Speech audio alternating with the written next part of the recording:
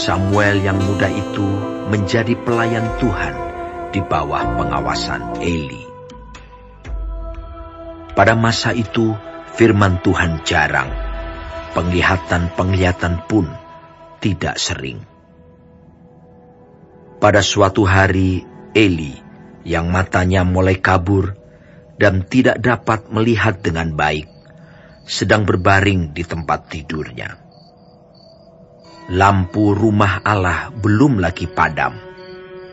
Samuel telah tidur di dalam bait suci Tuhan, tempat tabut Allah. Lalu Tuhan memanggil, "Samuel, Samuel." Dan ia menjawab,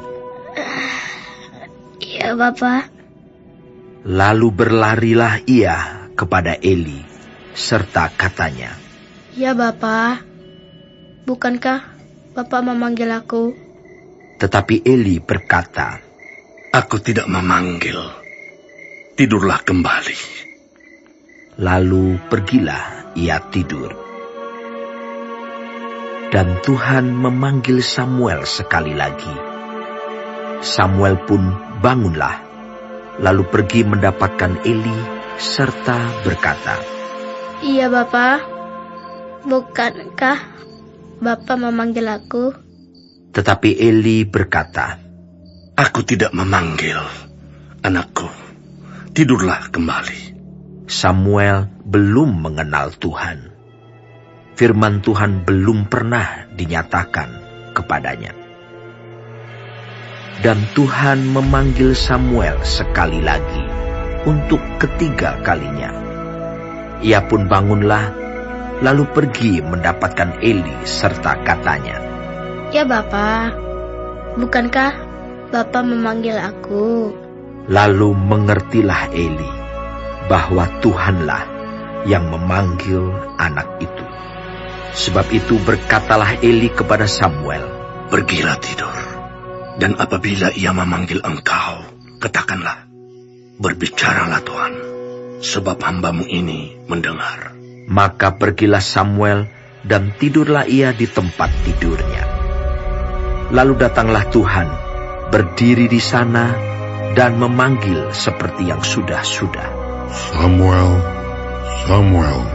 Dan Samuel menjawab, "Berbicaralah, sebab hamba-Mu ini mendengar." Lalu berfirmanlah Tuhan kepada Samuel, "Ketahuilah, Aku akan melakukan sesuatu di Israel, sehingga setiap orang yang mendengarnya akan bising kedua telinganya. Pada waktu itu, Aku akan menepati kepada Eli segala yang telah kufirmankan tentang keluarganya dari mula sampai akhir. Sebab telah kuberitahukan kepadanya bahwa Aku akan menghukum keluarganya untuk selamanya, karena dosa yang telah diketahuinya, yakni bahwa anak-anaknya telah menghujat Allah, tetapi Ia tidak memarahi mereka. Sebab itu Aku telah bersumpah kepada keluarga Eli, bahwa dosa keluarga Eli takkan dihapuskan dengan korban sembelihan atau dengan korban sajian untuk selamanya." Samuel tidur sampai pagi. Kemudian dibukanya pintu rumah Tuhan. Samuel segan memberitahukan penglihatan itu kepada Eli. Tetapi Eli memanggil Samuel, katanya, "Samuel, anakku." Jawab Samuel, "Ya, Bapa." Kata Eli, "Apakah yang disampaikannya kepadamu? Janganlah kau sembunyikan kepadaku. Kiranya beginilah Allah menghukum engkau, bahkan lebih lagi daripada itu, jika engkau menyembunyikan sepatah kata pun kepadaku dari apa yang disampaikannya kepadamu itu." Lalu Samuel memberitahukan semuanya itu kepadanya dengan tidak menyembunyikan sesuatu pun. Kemudian Eli berkata, "Dia Tuhan, biarlah diperbuatnya apa yang dipandangnya baik." Dan Samuel makin besar dan Tuhan menyertai dia. Dan tidak ada satupun dari firman-Nya itu yang dibiarkannya gugur. Maka tahulah seluruh Israel dari Dan sampai Berseba bahwa kepada Samuel telah dipercayakan jabatan Nabi Tuhan. Dan Tuhan selanjutnya menampakkan diri di Silo, sebab Ia menyatakan diri di Silo kepada Samuel dengan perantaraan firman-Nya.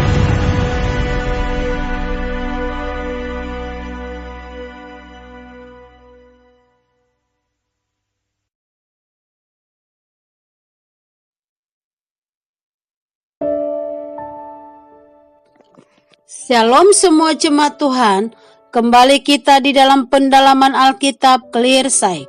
Sekarang kita sudah memasuki kitab 1 Samuel 3. Tuhan Yesus memberkati. Pasal ini berfokus pada panggilan Tuhan kepada Samuel yang masih muda dan sedang tinggal di rumah Tuhan. Yang pertama di dalam ayat 1-10, Samuel mendengar panggilan Tuhan. Pada waktu itu, firman Tuhan jarang terdengar, tidak banyak penglihatan dari Tuhan. Samuel tidur dekat tabut Allah, menandakan ia dekat dengan hadirat Tuhan. Tuhan memanggilnya 3 kali, "Samuel, Samuel." Karena belum mengenal suara Tuhan, Samuel mengira Eli yang memanggilnya. Eli akhirnya menyadari Tuhanlah yang memanggil dan mengajarinya menjawab, "Berbicaralah Tuhan, sebab hamba-Mu ini mendengar." Ini adalah sikap hati seorang pelayan sejati, siap mendengar dan taat. Yang kedua, firman penghakiman kepada Eli di ayat 11-18. Tuhan menyampaikan pesan keras kepada Samuel. Eli tidak menegur anak-anaknya yang jahat. Karena itu, rumah Eli akan dihukum.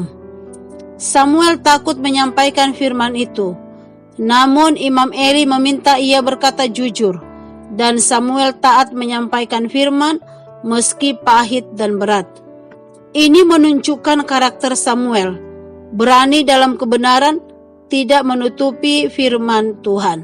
Yang ketiga, Samuel dikonfirmasi sebagai hamba Tuhan di dalam ayat 19-21. Samuel bertumbuh dan Tuhan menyertainya. Tidak ada firman yang keluar dari mulutnya yang jatuh dengan sia-sia. Seluruh Israel mengetahui bahwa Samuel adalah Nabi Tuhan. Tuhan kembali menyatakan diri di Silo melalui Samuel. Pelajaran dari kitab 1 Samuel 3 ini, yang pertama, belajar mendengar suara Tuhan, datang dalam kesunyian dan merenungkan firman-Nya. Yang kedua, taat meski firman itu berat. Kebenaran harus disampaikan dengan kasih. Yang ketiga, hidup dalam kehadiran Tuhan. Pelayanan sejati berawal dari kedekatan dengan Tuhan. Yang keempat, Tuhan memanggil yang siap hati. Usia tidak membatasi panggilan Tuhan. Sebagai kata penguatan kepada kita dari pasal ini adalah, jika Tuhan mulai berbicara dan memanggil kita untuk tugas khusus, mungkin terasa lebih besar dari kekuatan kita. Firman itu berat untuk ditaati. Tidak semua orang mengerti. Tetapi ingatlah, Tuhan tidak memanggil orang yang mampu, tetapi Tuhan memampukan orang yang Ia panggil. Biarlah kita semua berkata seperti Samuel, "Berbicaralah Tuhan, sebab hamba-Mu ini mendengar." Kiranya kita semakin peka akan suara Tuhan, semakin berani dalam kebenaran, dan semakin dipakai untuk menjadi perpanjangan tangannya di dalam pelayanan ini. Amin. Tuhan Yesus memberkati.